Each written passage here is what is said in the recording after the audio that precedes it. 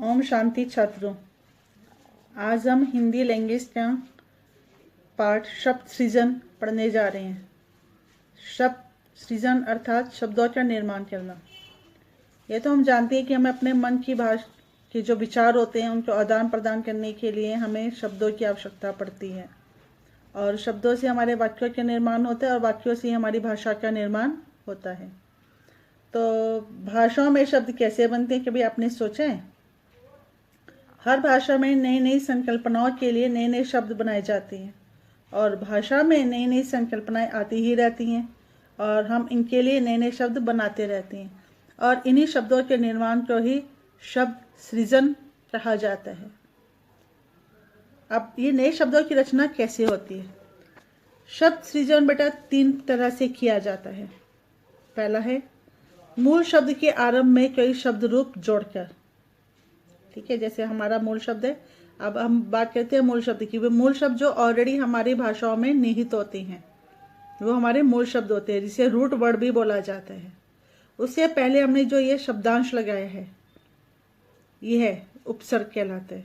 तो शब्द था हमारे पास न्याय, और हमने इसके साथ आ जोड़ दिया तो शब्द क्या बन गया हमारा अन्याय।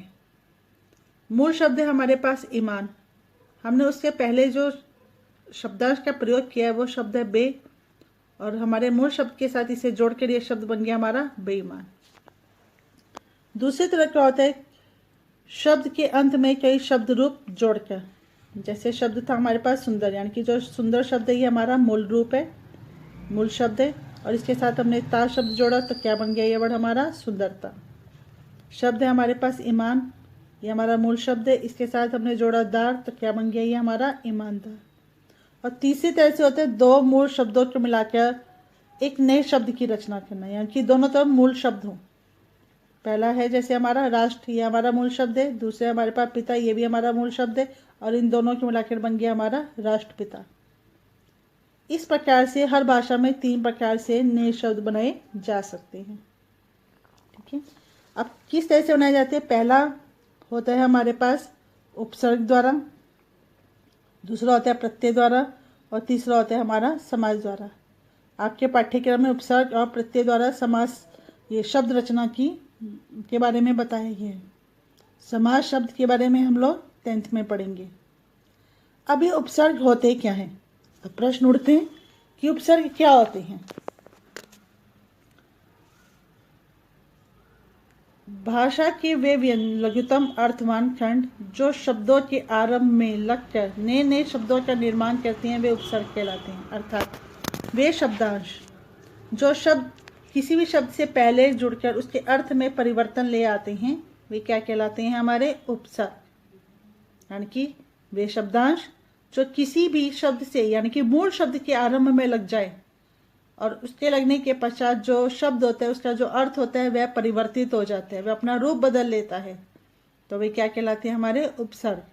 जैसे शब्द है हमारे पास देश, हमने इसके साथ जोड़ दिया, पहले इसके मूल शब्द है हमारे पास देश, हमने इसके साथ जोड़ दिया वी, तो क्या बन गया ये विदेश।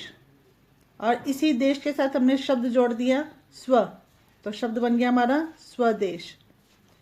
देश मतलब कोई सा भी देश, विदेश मतलब दूसरा देश, स्वदेश मतलब अपना देश।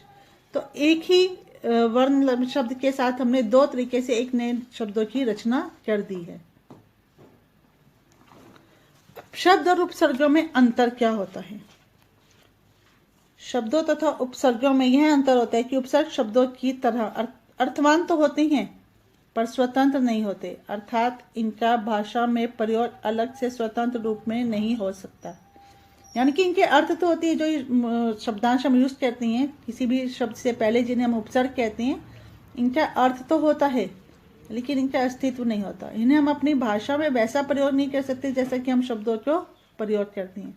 जैसे शब्द है हमारे पास, उदाहरण देखिए अब जो है वो अर्थवान तो है, परंतु इसका जो अगर हम भाषा में इसका प्रयोग करेंगे तो ये अर्थहीन हो जाते, इसका कोई भी अस्तित्व नहीं रहता।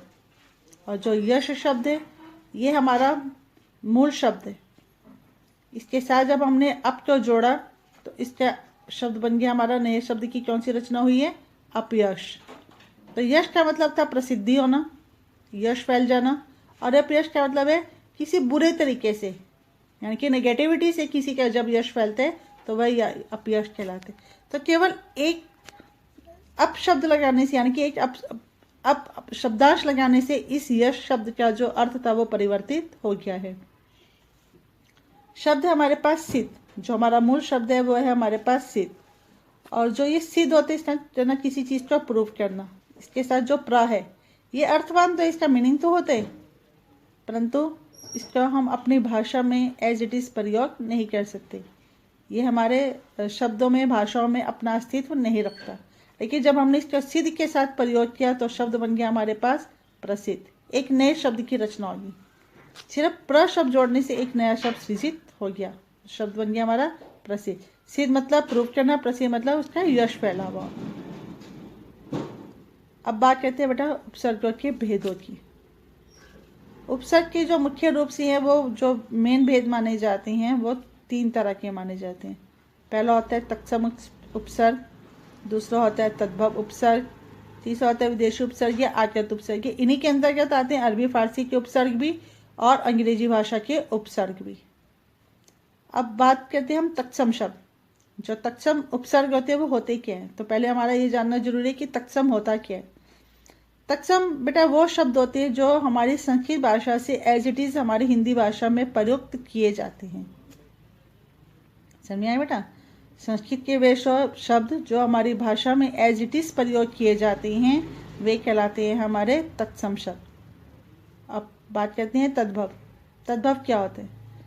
वे शब्द जो हमारी संस्कृत भाषा से अपना रूप बदलकर हिंदी भाषा में प्रयुक्त हो जाते हैं वे कहलाते हैं हमारे तद्भव। फॉर एग्जाम्पल हमारे पास शब्द है, तत्सम शब्द है हमारे पास अश्रु। अश्रु मतलब हमारे संस्कृत का वर्ड माना जाता है और इसी का हिंदी रूप है यानी कि तद्भव रूप है आंसू। तो अगर हम अश्रु शब्द प्रयोग करते हैं अपनी भाषा में तो हम तत्सम शब्द का प्रयोग करते हैं, क्योंकि अश्रु जो है वो संस्कृत भाषा का एक शब्द है। और अगर हम अपनी भाषा में आंसू शब्द का प्रयोग करते हैं तो इसी अश्रु भाषा ने, मतलब अश्रु शब्द ने अपना रूप बदलकर हमारी हिंदी में स्थान पा लिया है, ये बन गया हमारा आंसू। तो ये क्या बन जाता है हमारा तद्भव। यानी कि संस्कृत के वे शब्द जो हमारी हिंदी भाषा में एज इट इज़ प्रयोग किए जाते हैं वे कहलाते हैं तत्सम, और वे संस्कृत के शब्द जो अपना रूप बदलकर हमारी हिंदी भाषा में प्रयुक्त हो जाते हैं वे कहलाते हैं हमारे तद्भव। नेक्स्ट होते हैं हमारे पास विदेशी उपसर्ग। विदेशी उपसर्ग क्या होते हैं बेटा? जो दूसरे देशों से हमारी भाषाओं में प्रयुक्त हो जाती हैं। इन्हें हम आगत उपसर्गों की संज्ञा भी दे सकते हैं। आगत मतलब दूसरी भाषाओं से आए हुए जो शब्द होते हैं वे हमारे आगत होते हैं या फिर उन्हें विदेशी उपसर्गों का नाम दिया जाता है। तीसरी तरह के जो है वो होते हैं, चौथी तरह की अरबी और फारसी की। यानी कि जो अरबी और फारसी के जो शब्द होते हैं वो जब हमारी भाषा में जो उनके उपसर्ग होते हैं इन्हीं भाषाओं के शब्दों के साथ उनका जब प्रयोग किया जाता है तो वो बन जाते हैं हमारे अरबी फारसी के उपसर्ग। और पांचवा है हमारे पास अंग्रेजी के उपसर्ग। यानी कि अंग्रेजी भाषाओं के साथ जिन उपसर्गों का हम प्रयोग करते हैं वे कहलाते हैं हमारे अंग्रेजी के उपसर्ग।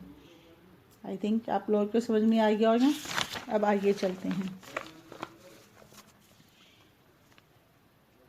अब बात करते हैं हम तत्सम उपसर्ग की। तत्सम उपसर्ग क्या होते हैं? अगर हम इसकी परिभाषा पर जाएं तो जो उपसर्ग तत्सम शब्दों के साथ हिंदी में संस्कृत भाषा से आ गए हैं तथा हिंदी के तत्सम शब्दों के ही प्रारंभ में जुड़कर शब्द बनाते हैं वे तत्सम उपसर्ग कहलाते हैं।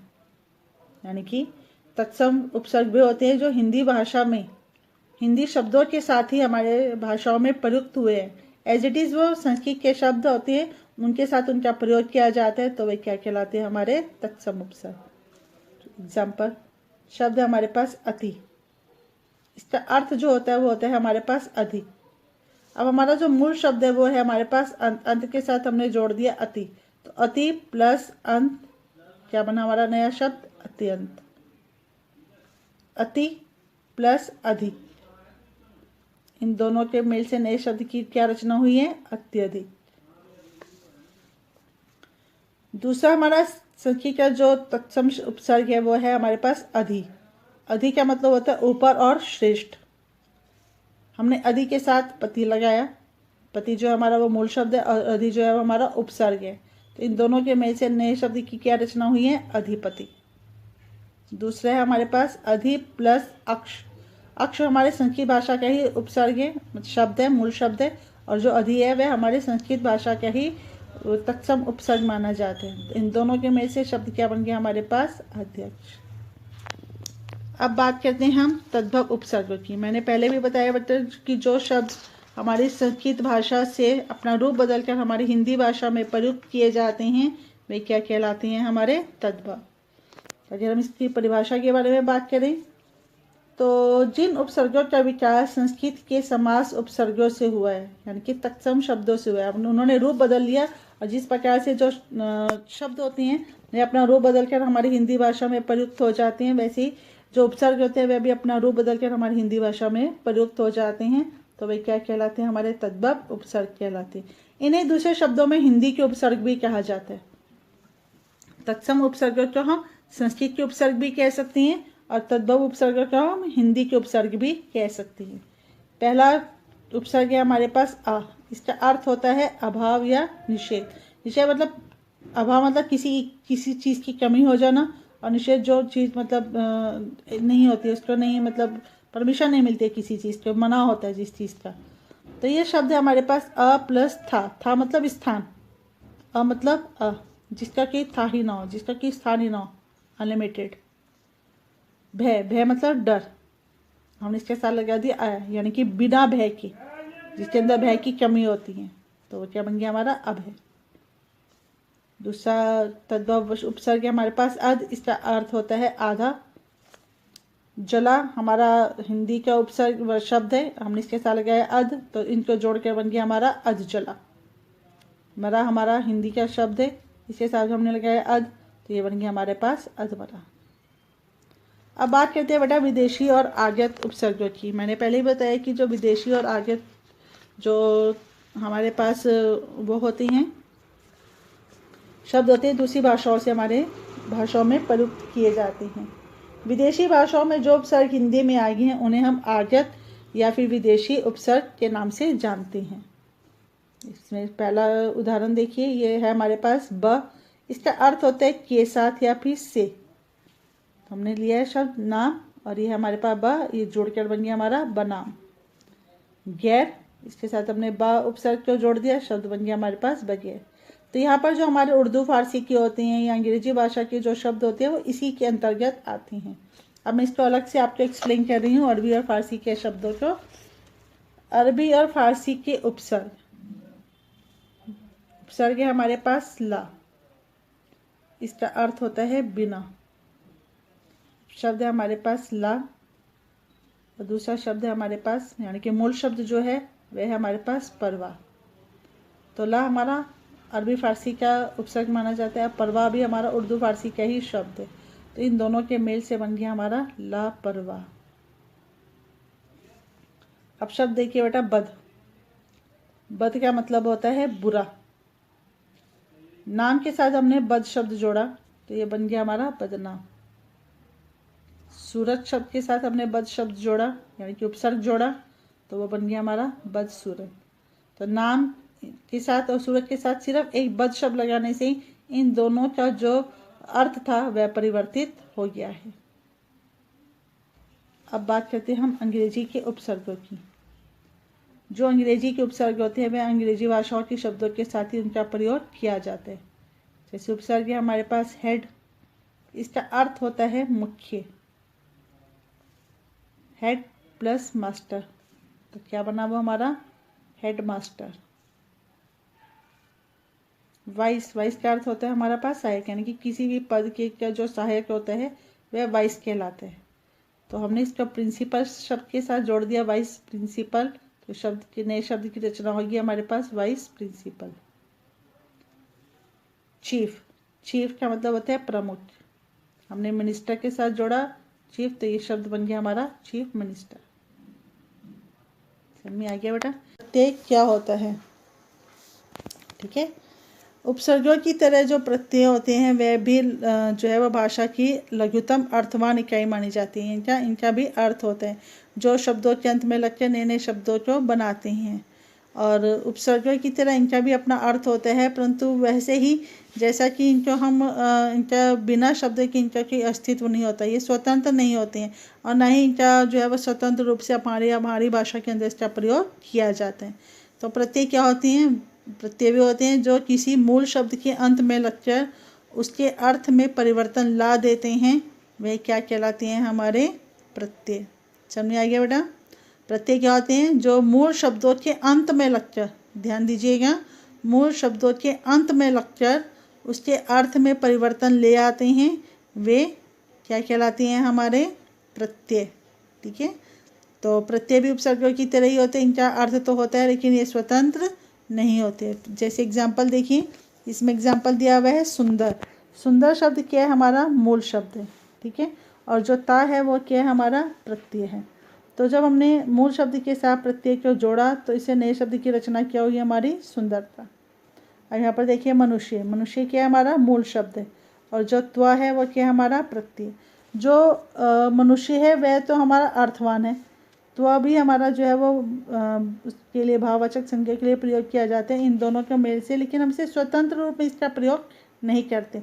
इसका अर्थ तो होता है लेकिन स्वतंत्र रूप से हमारी भाषा में तो का प्रयोग नहीं किया जाता। ये किसी न किसी शब्द के साथ जुड़कर ही अपना अस्तित्व बना पाते हैं। तो जब हमने मूल शब्द के साथ त्व जोड़ा तो शब्द क्या बन गया हमारे पास? मनुष्य। समझ में आ गया बेटा? किसको बोलते हैं?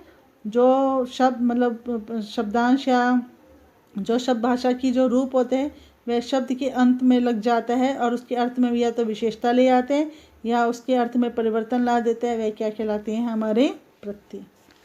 अब पढ़ते हैं हम प्रत्यय के प्रकार के बारे में।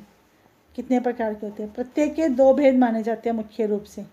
पहला होता है संस्कृत परंपरा के आधार पर, क्योंकि पहले हमारी भाषा संस्कृत भाषा थी, उसी के आधार पर जो हमारे हैं उपसर्ग और प्रत्यय जो है बनते हैं। तो संस्कृत परंपरा के आधार पर, यानी कि संस्कृत के जो है वो दो तरह की होती हैं, एक तत्सम और दूसरा तद्भव, और दूसरा है हमारा प्रकार्य के आधार पर। तो हमारे सिलेबस में प्रकार्य के आधार पर नहीं है, हमारे सिलेबस में सिर्फ संस्कृत परंपरा के आधार पर ही प्रत्यय के भेद माने जाते हैं। आप देखते हैं संस्कृत परंपरा के आधार पर जो है वो प्रत्यय के कितने भेद हैं? संस्कृत परंपरा के आधार पर प्रत्येक दो प्रकार के होते हैं। ठीक है, पहला होता है कृत प्रत्यय और दूसरा होता है तद्धित प्रत्यय। समझ में आ गया बेटा? संस्कृत परंपरा के आधार पर प्रत्यय के कितने भेद माने गए हैं? दो।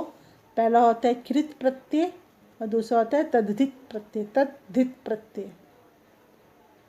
अभी कृत प्रत्यय कितने प्रकार के होते हैं? कृत प्रत्यय बेटा 5 प्रकार के होते हैं। इसमें पहला होता है हमारा कर्तृवाचक, कर्तृवाचक। दूसरा होता है हमारा कर्मवाचक।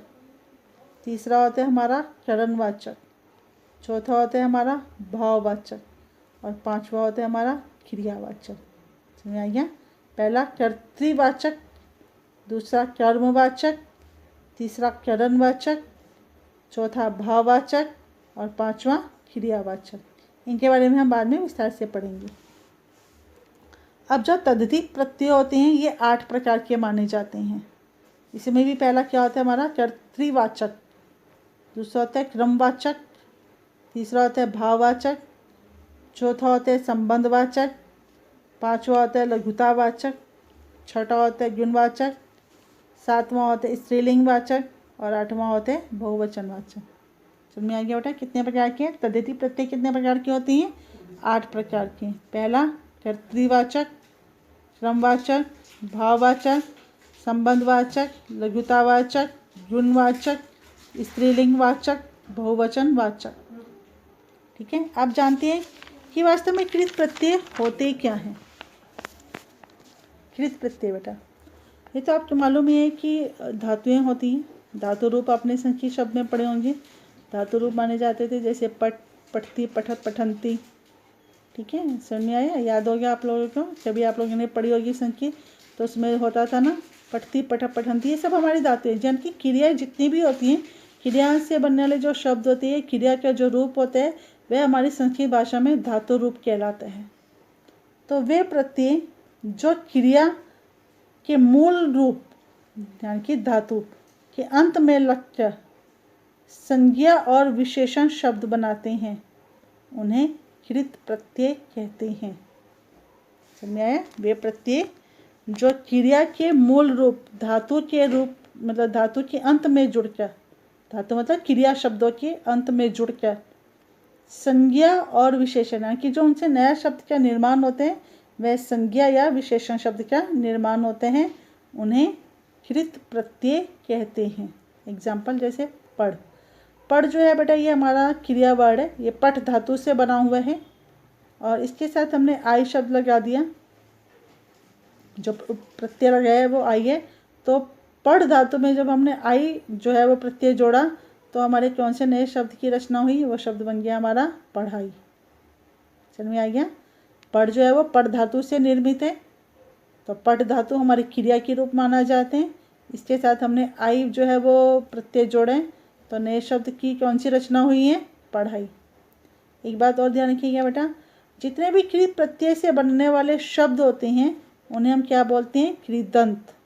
ध्यान रखिएगा, कृत प्रत्यय से बनने वाले जो शब्द होते हैं वे क्या कहलाते हैं, हमारे कृदंत शब्द कहा जाता है उन्हें।